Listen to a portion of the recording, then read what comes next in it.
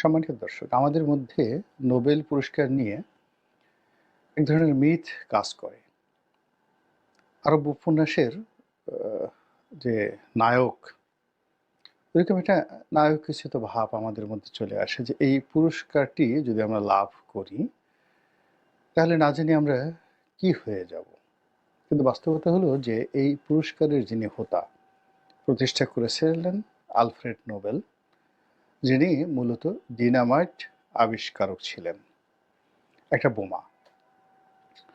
তো তিনি যখন এই বোমাটি আবিষ্কার করেছিলেন, তখন তার মনের মধ্যে একটা ভালো চিন্তা ছিল যে এই বোমার সাহায্যে তিনি বড় বড় পাহাড় ভেঙে ফেলবেন এবং সেই পাহাড় ভেঙে ওখান দিয়ে রাস্তা তৈরি হবে, জনপথ তৈরি হবে ইত্যাদি নানা রকম ভালো চিন্তা। কিন্তু বাস্তবে দেখা গেল যে তার এই আবিষ্কারের ফলে তিনি অনেক অর্থ উপার্জন করলেন বটে, কিন্তু যারা এই আবিষ্কারটিকে কিনে নিল, তারা এটিকে যুদ্ধের ক্ষেত্রে যখন ব্যবহার করলে তখন তার মন বিষণ্ণতায় ভরে গেল।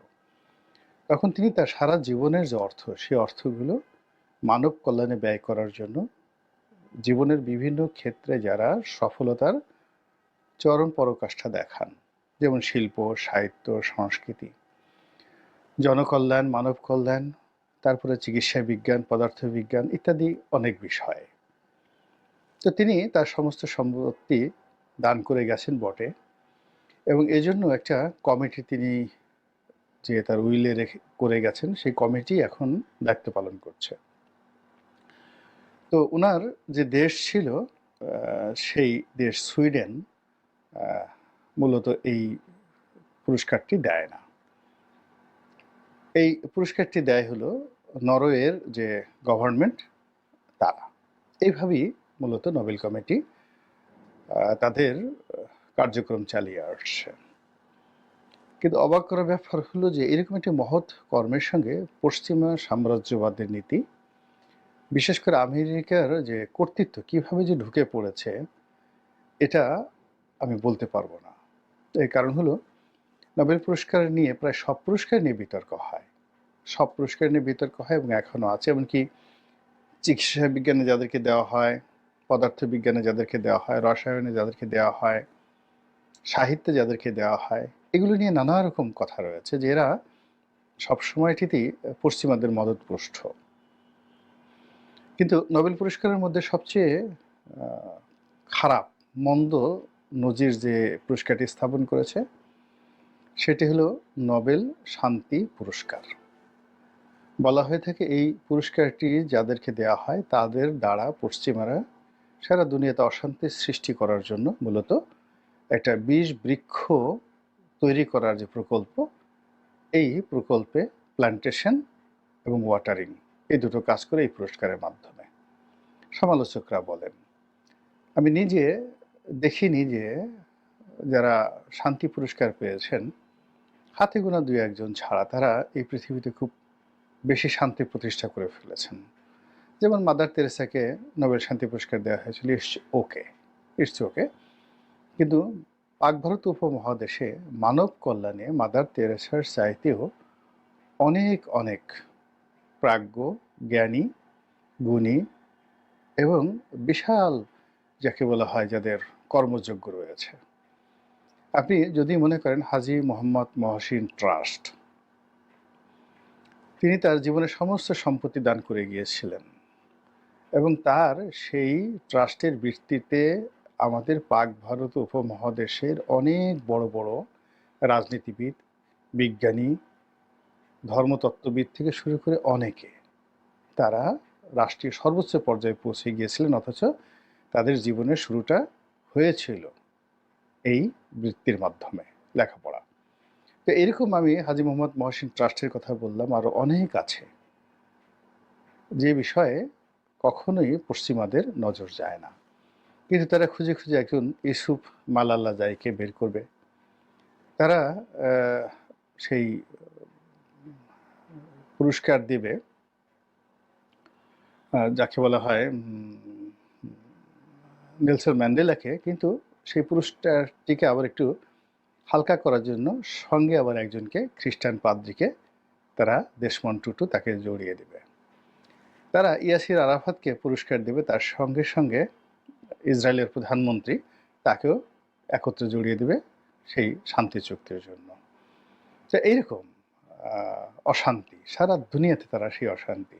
আমেরিকার কেউ প্রেসিডেন্ট হলেই বেশিরভাগ প্রেসিডেন্টই এই পুরস্কার তিনি পেয়েছেন। George W Bush, Barack Obama, Bill Clinton, আবার এখন এবছর শোনা যাচ্ছে যে ডোনাল্ড ট্রাম্পও শান্তি পুরস্কার পাবেন। তো সেই দিক থেকে এই শান্তি পুরস্কারটি বলা হয়ে থাকে এটা একটা রাজনৈতিক সিদ্ধান্ত। এই রাজনৈতিক সিদ্ধান্ত যারা বাস্তবায়ন করেন আমেরিকানদের পক্ষে, পশ্চিমাদের পক্ষে, মূলত তাদেরকে এই পুরস্কার দেওয়া হয় বা পুরস্কারের জন্য মনোনীত করা হয়। এগুলো এক। ২ নম্বর হলো তারা কখনো কখনো রিক্রুট করে, একেবারে খুব ছোটকাল থেকে রিক্রুট করে, যেমন মালালা ইউসুফজাইকে তারা রিক্রুট করেছে। এখন তাকে নোবেল পুরস্কার দিয়ে সারা দুনিয়াতে তারা পরিচিত করাচ্ছে, বা এখন তাদেরকে সেইভাবে, অর্থাৎ মালালা ইউসুফজাইকে সেইভাবে ট্রেন আপ করা হচ্ছে। তারপর একটা সময় যখন তাকে ব্রেইন ওয়াশ করে পাকিস্তানের শাসন ক্ষমতায় বসাবে, তখন তার মধ্যে আর ডোনাল্ড ট্রাম্পের মধ্যে কোনো পার্থক্য থাকবে না। অ্যাজ ইট ইজ মনে হবে যেন আমেরিকার কোনো প্রেসিডেন্ট পাকিস্তানের সিংহাসনে বসে ক্ষমতা চালাচ্ছে। তো এভাবে তারা প্ল্যান্টেশন করে, যেমন তারা দালাই লামা, তিব্বতের দালাই লামা, এখন সেই দালাই লামাকে তারা পুরস্কার দিয়েছে এবং সেটা দিয়ে এই তিব্বতকে একটা বিষ বৃক্ষে তারা পরিণত করেছে এবং দালাই লামাকে ভারতে স্থান দিয়ে চীনের সঙ্গে ভারতের যে বিরোধ তারা তৈরি করে রেখেছে, ফলে দুটো রাষ্ট্রের তাদের জিডিপির একটা বিরাট অংশ শুধুমাত্র একটা নোবেল পুরস্কারের কারণে শেষ হয়ে যাচ্ছে। ভারতেরও শেষ হয়ে যাচ্ছে আর চীনেরও শেষ হয়ে যাচ্ছে।